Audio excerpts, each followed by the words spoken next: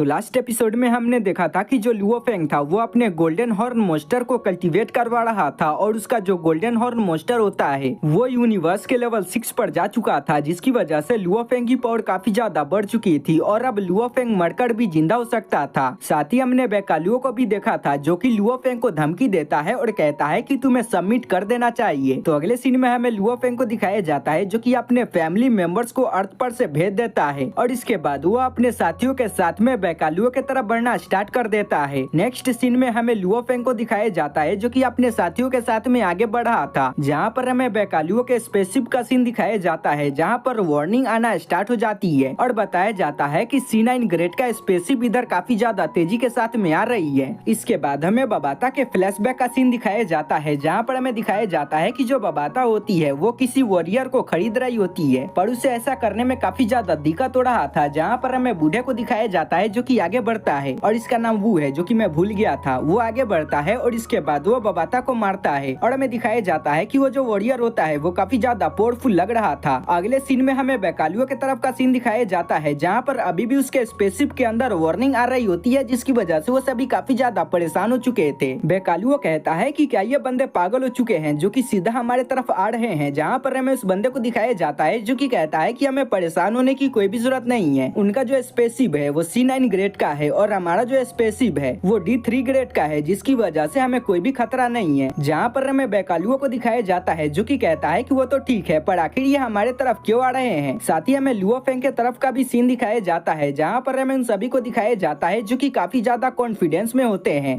Devine इन सभी चीजों को देखकर काफी ज्यादा परेशान हो चुका था और उसे समझ में नहीं आ रहा था कि आखिर ये हमारे तरफ क्यों आ रहे हैं। और इसके बाद वो कहता है कि हमें अपने स्पीड को कम करना होगा और इसके बाद वो दिशा को बदलने को बोलता है। उसका स्पीड कम कर दिया जाता है और दिशा को बदल दिया जाता है। जहाँ पर हमें लुओ फेंग को दिखाया जाता है जो कि कहता है कि मैंने जैसा सोचा था बिल्कुल वैसा ही हो रहा है। जहाँ पर हमें बेकालुओ को दिखाया जाता है जो कि इससे काफी गुस्सा हो चुका था और कहता है कि तुम डरपोक हो, मैं खुद ही जाकर उन सभी को देख लूंगा। जहाँ पर हमें डेविन को दिखाया जाता है जो कि उसे रुक जाने को बोलता है और इसके बाद वो कहता है कि तुम मेरे आदेश के अधीन हो, जिसकी वजह से तुम मेरे आदेश के खिलाफ नहीं जा सकते हो। पर हमें बेकालुओ को दिखाया जाता है जो कि उसके बात को नहीं मानता और इसके बाद वो कहता है कि मैं जाकर अपने एनिमी से भेंट करना चाहता हूँ। जहाँ पर हमें डेविन को दिखाया जाता है जो कि इसकी वजह से काफी ज्यादा गुस्सा हो रहा था पर वो कुछ भी नहीं कर सकता था। अगले सीन में हमें बेकालुओ को दिखाया जाता है जो कि बाहर आ चुका था और इसके बाद वो अपने आर्मर को एक्टिवेट कर लेता है और काफी तेजी के साथ में आगे बढ़ना स्टार्ट कर देता है। जहाँ पर हमें लुओ फेंग को दिखाया जाता है जो कि इन सभी चीजों को देखकर काफी ज्यादा खुश हो रहा था। तभी हमें लुओ फेंग को दिखाया जाता है जो कि किसी चीज को लोडिंग पर लगा देता है जो कि असल में उसका वेपन होता है जो कि D5 ग्रेड का होता है। जहाँ पर हमें उसके वेपन को दिखाया जाता है जो कि चार्ज होना स्टार्ट हो जाती है। इसके बाद लुओ फेंग हमें बताता है कि यह जो वेपन था ये मुझे मिंग ने दिया था जो कि काफी ज्यादा पावरफुल है। जहाँ पर हमें बेकालुओ को दिखाया जाता है जिसको इसके बारे में पता चल चुका था, जिसकी वजह से वो काफी ज्यादा परेशान हो जाता है। तभी वो अटैक उसे लगने वाला था पर वो साइड हो जाता है, जिसकी वजह से जो अटैक था वो जाकर सीधा उसके स्पेसशिप पर लगता है, जिसकी वजह से उसकी जो स्पेसशिप होती है वो पूरी तरीके से डिस्ट्रॉय हो जाती है और वहाँ पर एक बहुत ही बड़ा ब्लास्ट होता है जो देखकर बेकालुओ काफी ज्यादा हैरान हो चुका था। और हमें पता चलता है कि जो डेविन था वो वहाँ पर मारा जा चुका था, जिससे बेकालुओ काफी गुस्सा हो चुका था। तभी हमें लुओ फेंग को दिखाया जाता है जो कि अपने साथियों के साथ में वहाँ पर आ चुका था। जहाँ पर हमें बेकालुओ को दिखाया जाता है जो कि इसकी वजह से काफी ज्यादा गुस्सा हो चुका था और इसके बाद वो लुओ फेंग से कहता है कि लुओ फेंग आज तुम नहीं बचने वाले हो। और इसके बाद वो कहता है कि तुम्हें क्या लगता है कि तुम इतनी आसानी के साथ में मेरा सामना कर सकते हो? क्या तुम भूल चुके हो कि तुम वहाँ पर मेरे साथ में फाइट किए थे एक अरीना के अंदर, पर तुम वहाँ पर मुझसे नहीं जीत पाए थे, सिर्फ तुम वहाँ पर मुझसे एक बार जीत पाए थे। तो तुम्हें क्या लगता है कि तुम यहाँ पर मुझसे जीत पाओगे? जहाँ पर हमें लुओ फेंग के टीम मेंबर्स को दिखाया जाता है जो कि उसके बातों पर ध्यान नहीं देते और वो सभी फाइट करने के लिए रेडी हो चुके थे। जहाँ पर हमें लुओ फेंग को दिखाया जाता है जो कि कहता है कि हमें अपने प्लान को एग्जीक्यूट करना चाहिए। वो सभी अपने प्लान के हिसाब से चलना स्टार्ट कर देते हैं। जहाँ पर हमें दोनों मास्टर को दिखाया जाता है जो कि आगे बढ़ते हैं और अपने डोमेन का यूज करके उस पर अटैक कर देते हैं। और इसके बाद हमें बताया जाता है कि जब ये सभी एक अरीना के अंदर फाइट कर रहे थे तो इन सभी ने वहाँ पर इसके कमजोरी को खोजा था और वो इसी का यूज करके इस पर अटैक कर रहे थे। जहाँ पर हमें लुओ फेंग को दिखाया जाता है जो कि अपने स्वॉर्ड का यूज करके उस पर अटैक कर देता है। जहाँ पर हमें बेकालुओ को दिखाया जाता है जो कि बताता है कि मैं तुम सभी को इसके बारे में बताना भूल गया और बताता है कि एक अरीना के अंदर मेरी जो फाइटिंग स्किल है वो काफी ज्यादा लंबे समय से अपडेट नहीं हुई है, जिसकी वजह से तुम सभी को ये पता नहीं होगा कि मेरे अंदर जो खामी थी वो भर चुकी है। और इसके बाद वो अपने पावर का यूज करके उन सभी को दूर फेंक देता है और इसके बाद वो अपने पावर का यूज करता है और काफी सारे विंड स्लैश अटैक का यूज करके उन सभी पर अटैक कर देता है, जिसकी वजह से उन सभी की हालत काफी ज्यादा खराब हो चुकी थी। तभी वो अपने स्वॉर्ड का यूज करके उन पर अटैक कर देता है, जहाँ पर हमें उन सभी को दिखाया जाता है जो कि साथ में आकर उसके अटैक को रोकना स्टार्ट कर देते हैं और वो उसके अटैक को रोक देते हैं। जहाँ पर हमें बैकालुओं को दिखाया जाता है जिसको वहाँ पर एक बहुत ही पावरफुल बंदे की पावर महसूस होती है, जिसकी वजह से वो काफी ज्यादा हैरान हो चुका था। तभी हमें उन सभी को दिखाया जाता है जो कि आगे बढ़ते हैं और इसके बाद वो उस पर अटैक कर देते हैं, पर बैकालुओं ने वहाँ पर एक शील्ड को बना लिया था, जिसकी वजह से वो उन सभी के अटैक से बच रहा होता है। तभी हमें उन सभी को दिखाया जाता है जो कि अपने पावर का यूज करके उनके शील्ड पर अटैक कर देते हैं, जिसकी वजह से उसका जो शील्ड होता है उसके अंदर छेद हो जाता है। जहाँ पर हमें लुओ फेंग को दिखाया जाता है जो कि अपने वेपन का यूज करके उस पर अटैक कर देता है, पर बैकालुओ उसके अटैक को रोक देता है और वो इसकी वजह से काफी ज्यादा खुश हो रहा था। पर हमें लुओ फेंग को दिखाया जाता है जो कि हंसना स्टार्ट कर देता है और इसके बाद वो साइड पर हटता है, तो वहाँ पर हमें एक बहुत ही पावरफुल वॉरियर को दिखाया जाता है। अब इसको देखकर वो काफी ज्यादा परेशान हो चुका था और इसके बाद वो कहता है कि मुझे कब से इसी के पावर का महसूस हो रहा था। इसके बाद हमें लुओ फेंग के फ्लैशबैक को दिखाया जाता है, जहाँ पर हमें बबाता को दिखाया जाता है जिसने इस वॉरियर को खरीदा था और लुओ फेंग को गिफ्ट किया था। तो गाइस, अगर आप सभी को पता हो तो जो पिछला एपिसोड था उसमें लुओ फेंग ने मना कर दिया था कि हम यहाँ पर कोई भी वॉरियर को नहीं खरीदने वाले हैं, पर बबाता ने उसके बात को नहीं माना था और उसने यहाँ पर एक वॉरियर को खरीद लिया था जो कि मेंटल मास्टर होता है। जहाँ पर हमें उस बंदे को दिखाया जाता है जो कि अपने पावर का यूज करके बैकालुओं के माइंड पर अटैक कर देता है, जिसकी वजह से बैकालुओ बेहोश हो चुका था। तभी लुओ फेंग अपने पास से सिल्वर गार्ड को निकालता है और बैकालुओं को घेर लेता है और बबाता को रेडियो जाने को बोलता है। बबाता अपने कैनन को यूज करना स्टार्ट कर देती है और उसे चार्ज करना स्टार्ट कर देती है। साथ ही हमें दोनों मास्टर को दिखाया जाता है जो कि अपने डोमेन का यूज करते हैं और उसे दबाना स्टार्ट कर देते हैं। साथ ही लुओ फेंग अपने क्लाउड रटन वाइन का यूज करके उसे बांध भी रहा था, पर तभी हमें बैकालुओं को दिखाया जाता है जो कि होश में आना स्टार्ट कर देता है और इसके बाद वो अपने स्वॉर्ड का यूज करके उन सभी पर अटैक कर देता है, जिसकी वजह से वहाँ पर काफी ज्यादा पावर लीज होती है और वो सभी काफी ज्यादा दूर जाकर गिर चुके थे। जहाँ पर हमें बैकालुओं को दिखाया जाता है जो कि काफी तेजी के साथ में आगे बढ़ना स्टार्ट कर देता है, पर तभी लुओ फेंग उसके सामने आ चुका था और उस पर अटैक करना स्टार्ट कर देता है और उन दोनों के बीच में काफी तेजी के साथ में फाइट होना स्टार्ट हो जाती है। जहाँ पर हमें लुओ फेंग को दिखाया जाता है जो कि अपने क्लाउड रटन वाइन का यूज करके उसे बांध लेता है। सारे बंदे भी उसके तरफ काफी तेजी के साथ में बढ़ना स्टार्ट कर देते हैं। तभी जो कैनन था वो चार्ज हो चुका था और वो काफी तेजी के साथ में उनके तरफ बढ़ना स्टार्ट कर देता है और वो सीधा जाकर उनसे टकरा जाता है, जिसकी वजह से वहाँ पर एक बहुत ही बड़ा ब्लास्ट होता है। अब इसकी वजह से सारे बंदे काफी ज्यादा परेशान हो चुके थे और इसके बाद वो लुओ फेंग को खोजना स्टार्ट कर देते हैं, पर उनको वहाँ पर लुओ फेंग नहीं मिलता, जिसकी वजह से वो सभी काफी ज्यादा परेशान हो चुके थे। जहाँ पर हमें मास्टर होंग को दिखाया जाता है जो कि लुओ फेंग के ब्रेथ को खोजना स्टार्ट कर देते हैं, पर उनको लुओ फेंग का ब्रेथ नहीं मिल रहा था, जिसकी वजह से वो काफी ज्यादा परेशान हो चुके थे और उन्हें समझ में नहीं आ रहा था कि क्या लुओ फेंग जिंदा है या मारा गया। पर तभी हमें यूनिवर्स लेवल के 9 वाले बंदे को दिखाया जाता है जो कि अपने पावर का यूज करके पता लगा लेता है और कहता है कि जो लुओ फेंग है वो अभी भी जिंदा है, पर वो काफी ज्यादा कमजोर हो चुका है।